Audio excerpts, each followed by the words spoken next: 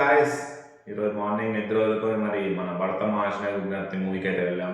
బ్రహ్మాండంలో మనం 7:45 show, first show in Hyderabad అనమాట. నాకు తెలిసి మొత్తం ఆంధ్ర తెలంగాణలో ఇదే ఫస్ట్ షో అనుకుంటా. చాలామంది మీడియా హౌస్ అయితే వాళ్ళు అయితే వచ్చారు. సో మనమైతే రివ్యూ గురించి మాట్లాడుకుందాం. Is it going to hit or సంక్రాంతిలో బరిలో ఉంటుందా లేదా, రవితేజ హిట్ పడిందా లేదా అని మనం కొంచెం డిస్కస్ చేద్దాం.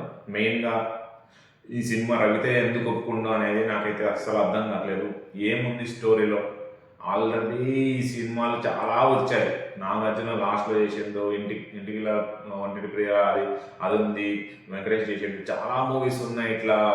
వైఫ్ వైఫ్ అండ్ హస్బెండ్ మధ్యలో ఒక అమ్మాయి వస్తే ఎట్లా ఉంటుంది అనేది, ఒక లవర్ వస్తే ఎట్లా ఉంటుంది అనేది చాలా రొటీన్ మూవీ. నేను ఆల్రెడీ ఈ మూవీకి పోయే ముందే మా ఫ్రెండ్ యూఎస్ నుంచి మెసేజ్ పెట్టిండు, అరే వెళ్ళక్కడ సినిమా సీరియల్ లా ఉంది, సీరియల్ ఇంకా బాగుంది. నేను మెగాస్టార్ సినిమాలో సీరియల్ ఎపిసోడ్ ఉంది కదా, అదే ఇంకా మంచి కామెడీ జనరేట్ చేసింది.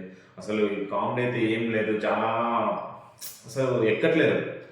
ఆడియన్స్ కూడా ఏదో నాకు తెలిసి ఒక 20 కామెడీ సీన్లు ఉంటే ఒక 2-3 సీన్స్కే నవ్వారు.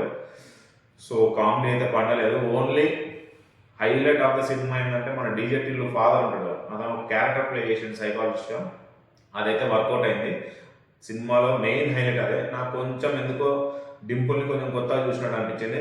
యాక్టింగ్ పరంగా డింపుల్ చాలా బాగా చేసింది అనిపించింది నాకు. అంటే ఇంతకుముందు ప్రీవియస్ తన తన ఆమె సినిమాల్లో చూసుకుంటే డింపుల్ చాలా బెటర్ ఏమో అనిపించింది. అండ్ మన అషిక అయితే ప్రీవియస్ సినిమాలు ఎట్లుందో అట్లే ఉంది. నాకు పెద్దగా కొత్తగా ఏమనిపించింది. రవితేజ పర్ఫార్మెన్స్ కూడా నాకు ఏదో ట్రై చేయాలని అనుకుంటున్నారు కానీ నాకేదో అంత కిక్ ఇవ్వట్లేదు రవితేజ నుంచి. ఏమవుతుందంటే సినిమాలో అప్పుడప్పుడు పాత రవితేజ వస్తుండో ఎమ్మడే క్లాస్గా మాట్లాడుతున్నాం, మాసిగా మాట్లాడేది కాసేపు మాట్లాడుతుంది, కాసేపు తగ్గుతుంది. సో నాకు ఎందుకో డిస్కనెక్ట్ అయినట్టు అనిపించింది. సో అందుకే నాకు మూవీ అయితే ఎక్కలేదు. ఈ సంక్రాంతి నుంచి ఈ మూవీ అయితే అవుట్ అనమాట. చాలా కష్టం బ్రేక్ ఇవ్వని అవ్వాలంటే. సో కామెడీ ఎక్కడ వర్కౌట్ అవ్వలేదు. ఓన్లీ 2-3 సీన్స్లో అయితే వర్కౌట్ అయింది. అది కూడా ఒక చోట సత్య చోట. అండ్ మన డిఏటీలో వాళ్ళ ఫాదర్ అంట, ఫాదర్ క్యారెక్టరేషన్ అంటుంది, అంతే ఎక్కువ పండింది. స్టోరీ అయితే రొటీన్. మనకి ఇక దీనిలో చెప్పుకోవాల్సిన అయితే ఇంకా ప్రస్తుతానికి అయితే ఏం లేవు. మెయిన్గా నేనైతే ఒక విషయం చెప్పగలుగుతున్నాను రవితేజ సార్కి. సో మీరు తీసిన సినిమాల్లో రీసెంట్ టైంలో వస్తే నాకు ఎందుకు ఈగలే బెటర్ అనిపిస్తుంది.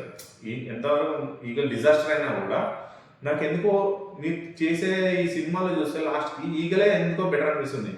కొంచెం మీరు ఆ కాన్సెప్ట్లోనే వెళ్ళినా బెటర్ ఏమో అనిపిస్తుంది సార్. సో ఇట్లాంటి కామెడీ ఇవి అన్ని వర్కౌట్ అయ్యేటట్లేవు సార్. మీకైతే నా బెటర్ సజెషన్ ఏంటంటే డూ మోర్ ఎక్స్పెరిమెంట్ మూవీస్. ఏదైనా కొంచెం ఇంట్రెస్టింగ్ ఉండేది ఏం చేయండి సార్. కామెడీ కొంచెం వదిలేసేయండి సార్. అండ్ డైరెక్షన్ నేను అసలు ఎక్స్పెక్ట్ చేయలేదు. కిషోర్ తిరుమల నేను చేసిన డైరెక్టర్ అయినా ఇట్లాంటి మూవీ తీసిందని అనిపించింది సార్. మీరు కూడా కొంచెం చేంజ్ అవ్వాలి మూవీ స్క్రిప్ట్ సెలెక్షన్లో కూడా. అండ్ కామెడీ కూడా ఒక 100% కామెడీ ఉంటే నాకు తెలిసి 20% పేలింది కామెడీ. సో కామెడీ ఇంకొంచెం బెటర్ ఉంటే బాగుంది. లేకపోయినా మొత్తం స్క్రిప్ట్ మీద స్టోరీ మీద కొంచెం పట్టుంటే బాగుండే అనిపించింది. స్క్రీన్ ప్లే కూడా సోసర్ మాత్రమే ఉంది. ఎట్లా రొటీన్ స్టోరీ దాని మీద స్క్రీన్ ప్లే చేస్తాం కదా. మ్యూజిక్ అయితే అక్కడక్కడ బాగుంది. నాకు పాటలు కూడా అంత ఎక్కలేదు. దీంట్లో మళ్ళీ ఆ డీజే పాట పెట్టారు. మన సీరియల్స్ మ్యూజిక్ వస్తుంది, సీరియల్ సాంగ్స్. ఆ సీరియల్ సాంగ్స్ అన్ని కలిపి ఒక డీజే సాంగ్ అయితే పెట్టారు. ఎందుకో నాకు తెలియదు. ఎప్పుడో మన ధమాకా సినిమాలో ఏదో వర్కౌట్ అయినట్టు మనం మాస్ జాతరలో పెట్టారు, మళ్ళీ ఇప్పుడు పెట్టారు. ఊకే వర్కౌట్ అవ్వదు సార్ అట్లాంటి పాటలు. ఏదో ఒకసారి వర్కౌట్ అయితే కానీ నాకు కూడా అది పెద్దగా ఏమి అనిపించలేదు. దానికి థియేటర్ అయితే ఊగిపోలేదు.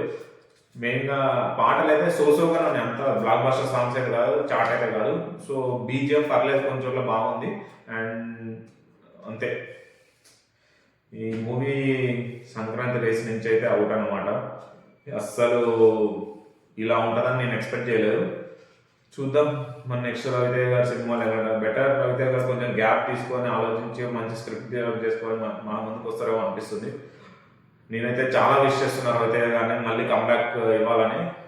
ఈ మూవీ అయితే చాలా డిసప్పాయింట్ చేసింది నన్ను. నేను చాలా ఎక్స్పెక్ట్ చేసి వెళ్ళాను. అంటే చాలా అంటే కామెడీ పరంగా నేను ఏం స్టోరీ దాని కొంచెం కామెడీ కొత్తగా ఉంటుంది, కొంచెం ఏమన్నా స్టోరీలో ఏమైనా ట్విస్ట్ ఉంటాయేమో అని వెళ్ళాను. కానీ చాలా రొటీన్గా ఉంది, నార్మల్గా ఉంది. సో చాలా వర్స్ట్ ఎక్స్పీరియన్స్. అండ్ నాకైతే సినిమా అయితే అస్సలు నచ్చలేదు. బెటర్ మీరు రాజా సాబ్ కైనా మనశంకర్ ప్రసాద్ కైనా వెళ్ళడం బెటర్, డబ్బులు సేవ్ చేసుకోండి.